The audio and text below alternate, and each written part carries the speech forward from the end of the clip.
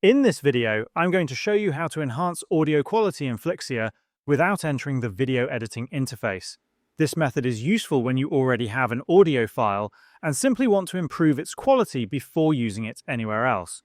Start by going to the Flixier website and signing in using the Sign In option at the top right corner of the screen.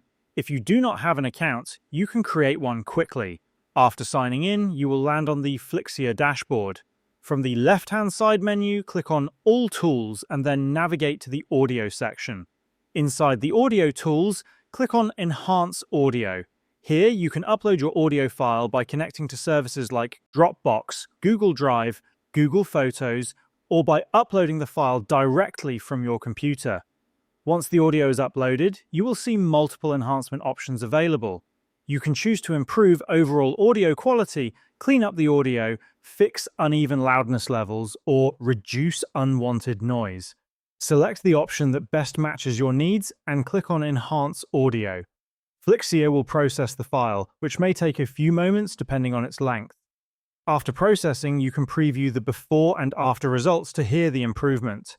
Once you are satisfied, click on Download Audio File to save the enhanced version to your device, and this is how you can enhance audio quality in Flixier.